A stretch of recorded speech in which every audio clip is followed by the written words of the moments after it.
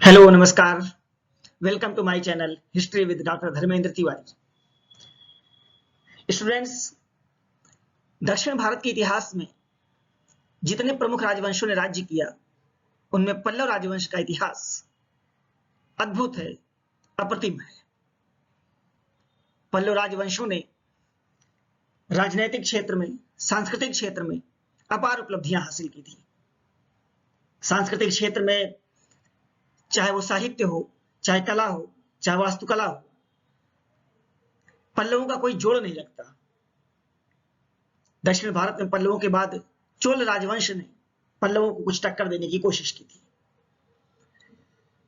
पल्लवों के इतिहास से संबंधित उनका जो राजनीतिक इतिहास है, उस राजनीतिक इतिहास पर मैं अलग से एक वीडियो बनाऊंगा। आज यहाँ पर पल्लवों के सांस्कृतिक उपलब्धियों में, उनके सांस्कृतिक इतिहास में एक टॉपिक को मैंने लिया है जो आपके स्क्रीन पर दिख रहा होगा, आर्किटेक्चर ऑफ पल्लवास, पल्लवों की वास्तुकला। पल्लवों की जो कला थी, उनका जो आर्ट और आर्किटेक्चर था वो अद्भुत, अप्रतिम, मौलिक है। वो पल्लवों की वास्तुकला को इतिहासकारों ने, विद्वानों ने, पर्सी ब्राउन जैसे मशहूर इतिहासकारों ने पल्लव काल की वास्तुकला को 4 भागों में बांटा है, जिसमें इन चारों भागों का अलग-अलग नाम दिया गया है। इस राजवंश के राजाओं का जो सहयोग था, उन शासकों के नाम पर ही, जो उनकी मौलिक कल्पना थी, उस मौलिक कल्पना के शासकों के नाम पर ही इस शैली का, उस वास्तुकला की शैली का, आर्किटेक्चर स्टाइल का नाम दे दिया गया। और उसमें उन चारों भागों में पहला महेंद्र शैली, दूसरा मामल्य शैली, तीसरा राजसिंह शैली और चौथा नंदीवर्मन शैली। इन चारों शैली में, इन 4 स्टाइल में पूरी पल्लव वास्तुकला समाहित है। आज मैं आपसे इसी पल्लव वास्तुकला पर बात करूंगा और इन चारों शैलियों को एक साथ नहीं शामिल किया जा सकता, वीडियो काफी लंबा होगा, तो मैंने इसके कई पार्ट किए हैं। लगभग 4 से 5 भागों में पूरा वीडियो बनेगा और निश्चित है कि इन 4-5 भागों के वीडियो में सारे वीडियो को देखने के बाद पल्लव की वास्तुकला पर आपसे कुछ अछूता नहीं रह जाएगा। तो आइए चलते हैं, बात करते हैं पल्लव की वास्तुकला का। जो फर्स्ट पार्ट है, महेंद्र शैली है, महेंद्र वर्मन शैली है, उस पर बात करते हैं। जैसा स्क्रीन पर आप देख रहे हैं, ये 2 वीडियो हैं, 2 फोटोज यहाँ पर 2 पिक्चर्स लगी हुई हैं। ये पिक्चर देखें आप, ये उसी महेंद्र शैली का एक जो पार्ट है, उन्हीं की पिक्चर है। आगे चलकर इन पर आप डिटेल में बात देखेंगे। पल्लवास आर्ट एंड आर्किटेक्चर, पल्लवों की कला और वास्तुकला, ये इस हेडिंग के साथ मैंने शुरू की। आगे देखें आप, एक लाइन में, the rain of the Pallava king is famous for development of art and architecture. कला और वास्तु, वही बातें हैं जो कला और वास्तुकला के लिए पल्लव शासकों का शासनकाल अत्यंत ही मशहूर रहा, बहुत प्रसिद्ध रहा और काफी विकास किया उसने। Pallava architecture become the basis of the Dravida art style of the south. Pallava वास्तुकला ने ही दक्षिण की जो मंदिर शैली है, दक्षिण की जो कला शैली है, द्रविड़ कला शैली, उसका जो आधार है, उसका जो बेस है, वो पल्लवों की शैली ही है। From it there major parts of south Indian architecture were born. और इसके बाद 3 major parts of south Indian architecture was born. और इस द्रविडियन आर्ट स्टाइल, जो द्रविड़ कला शैली है, इस कला शैली में, इसके अंतर्गत 3 मेजर पार्ट्स, 3 मुख्य भाग होने लगे दक्षिण भारतीय की वास्तुकला में। और उन 3 मुख्य भागों में एक है मंडप, दूसरा रथ और तीसरा स्ट्रक्चरल टेम्पल। मंडप क्या थे, इनके बारे में, उसके बाद रथ मंदिर बनने लगे, इनके बारे में, और स्ट्रक्चरल टेम्पल के बारे में, जो रचनात्मक मंदिर थे, उनके बारे में एक एक करके इन शैलियों पर बात करेंगे। The famous artist Percy Brown has divided the style of development of Pallava architecture into 4 parts. मशहूर कलाविद पर्सी ब्राउन, आप नाम देखें, मशहूर कलाविद पर्सी ब्राउन ने पल्लव की जो वास्तुकला है, पल्लव की जो ये वास्तुकला आर्किटेक्चर है, इसको 4 भागों में बांटा है। आप देखें, जो मैंने आपसे बात की थी, वही चारों भाग विद डेट यहाँ पर लिखी हुई है, इंपॉर्टेंट है आपके लिए। पहला है महेंद्र स्टाइल, दूसरा है मामल्य स्टाइल, तीसरा है राजसिंह स्टाइल और चौथा है नंदीवर्मन स्टाइल। यानी फर्स्ट है महेंद्र शैली, जो 610 से 640 ईस्वी तक। मामल्य शैली दूसरी है, 640 से 674 ईस्वी तक। राजसिंह शैली तीसरी है 674 से 800 ईस्वी तक, और नंदीवर्मन शैली 800 से 900 ईस्वी तक। इन 610 से लेकर के 900 ईस्वी के बीच में पल्लव कला इन 4 शैलियों के अंतर्गत खूब विकसित हुई, खूब पल्लवित हुई। ये जो आज इस वीडियो में first style Mahendra style 610 to 640 के बारे में बात करेंगे। और आप देखिए उसका उसकी पिक्चर यहाँ पर लगी हुई है, जो महेंद्र स्टाइल की एक वास्तुकला है उसकी पिक्चर है यहाँ पर।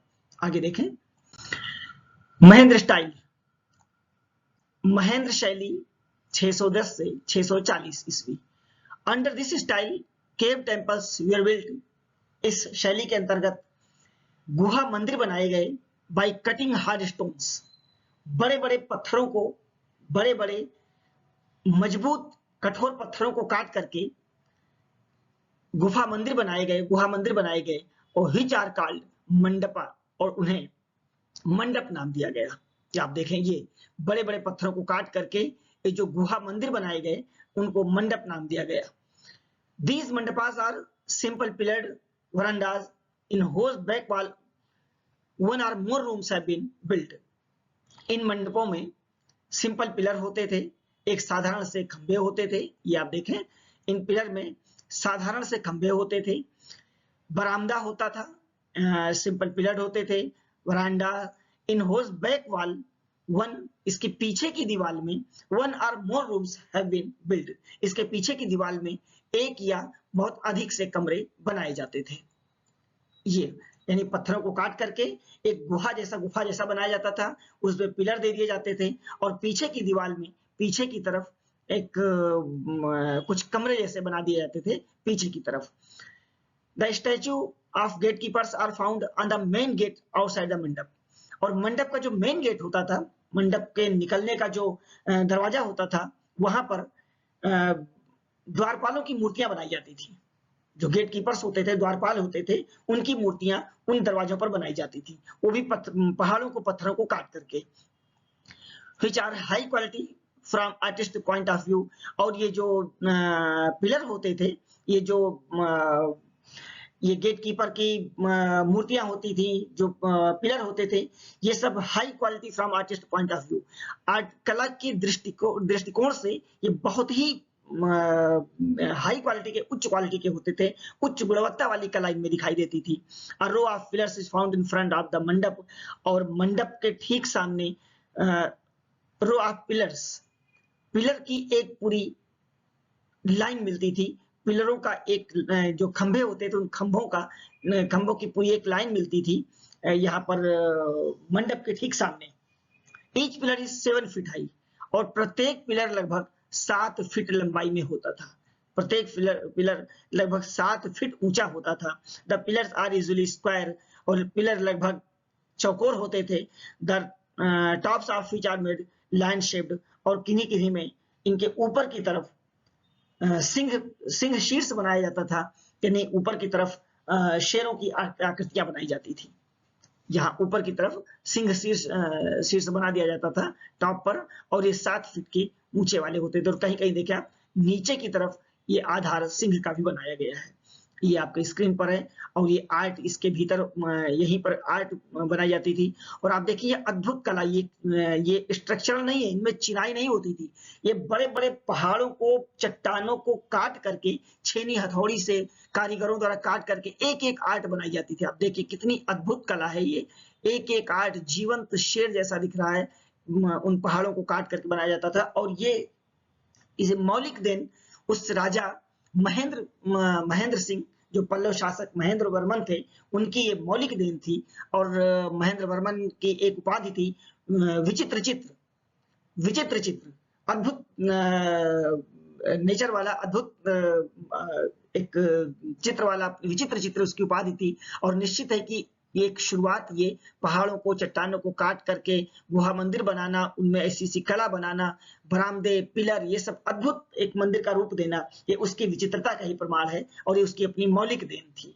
दक्षिण भारत में एक मौलिक शुरुआत थी, ये मूल उसका था महेंद्र वर्मन, इसीलिए इसको महेंद्र वर्मन शैली नाम दिया गया। ये आगे देखें, mandapas of Mahendra style are included, और महेंद्र शैली के जो मुख्य मंडप थे वहां पर उनके नाम यहाँ पर दिए गए हैं। त्रिमूर्ति मंडप ऑफ मंडकपट्टू का त्रिमूर्ति मंडप, पल्लवरम का पंच पांडव मंडप, ये देखा पंच पांडव मंडप, महेंद्रवाड़ी का महेंद्र विष्णु मंडप, मामंडूर का विष्णु मंडप, और त्रिचनापल्ली का ललितांकुर पल्लवेश्वर मंडप। ये प्रमुख मंडप थे जो महेंद्र वर्मन शैली में बनाए गए थे महेंद्र वर्मन के शासनकाल में। और आप यहाँ भी फोटो देख सकते हैं, ये बड़े बड़े पत्थर हैं, ये कोई चिनाई के मंदिर नहीं है। आप इनकी कला देखें, सबसे बड़ी बात ध्यान रखने वाली, चिनाई के मंदिर नहीं, ये बड़े बड़े पत्थरों को काट करके, वैसे ही पत्थर पड़े रहे उन्हीं चट्टानों को काट करके कला बनाई गई। और ये मौलिक शैली, मौलिक देन महेंद्र वर्मन की शुरुआत की हुई थी। The earliest mandapas of the style are plain, शुरू के जो मंडप थे, जो प्रारंभिक मंडप थे, वो सादे होते थे, बिल्कुल प्लेन होते थे, एंड विदाउट ऑर्नामेंटेशन, उनमें किसी भी तरह का कोई अलंकरण नहीं किया जाता था, बिल्कुल प्लेन होते थे। प्रारंभिक मंडप जो मिले हैं वो प्लेन है, उनमें किसी प्रकार का कोई अलंकरण नहीं किया जाता था। द लेटर मंडपास, बाद के mandapa, has shown a tendency to be ornamented, और बाद के मंडपों में एक परंपरा दिखाई देती है, अलंकरण करने की परंपरा दिखाई देती है। जैसा कि आप यहाँ पर देख रहे हैं, ये आर्ट बनाने की परंपरा, ये सब उसके पीछे आपने देखा था, ये परंपरा धीरे धीरे बनती चली गई आर्ट बनाने की। द पंच पांडव मंडप है 6 ऑर्नेट पिलर्स, पंच पांडव में मंडप में 6, देखिए पंच पांडव मंडप, इसमें 6 ऑर्नेट पिलर्स मिले हैं, डेकोरेटेड पिलर्स, अलंकरण सहित खंभे मिले हैं, वो 6 खंभे जो अलंकरण सहित हैं पंच पांडव मंडप में। आप यहाँ ध्यान रखिएगा, पंच पांडव मंडप, इसमें 6 ऑर्नेट पिलर्स मिले हुए हैं। This style continue to develop for some time after Mahendra Varman, और ये स्टाइल जो मंडप शैली है, ये शैली महेंद्र वर्मन के टाइम पे ही खत्म नहीं हो गई थी, ये काफी आगे इसका ये शैली विकसित हुई, और आगे के शासकों के शासनकाल में भी इस शैली का विकास होता रहा। तो स्टूडेंट्स, फ्रेंड्स, ये पल्लव वास्तुकला का ये जो फर्स्ट पार्ट था, पहला वीडियो था, ये महेंद्र वर्मन शैली के बारे में मैंने आपसे बात की, और मुझे आशा है कि महेंद्र वर्मन शैली का जो ये वीडियो है निश्चित आपको पसंद आया होगा। अगर आपको वीडियो पसंद आया हो तो लाइक करें, शेयर करें और चैनल को सब्सक्राइब करें। आगे के वीडियो में मैं आपसे मामल्य शैली, राजसिंह शैली और नंदीवर्मन शैली पर बात करूंगा। लगातार आप मुझसे जुड़े रहें, तो इससे आपको पूरी पल्लव कला आपके सामने होगी। ओके, थैंक यू, नमस्कार।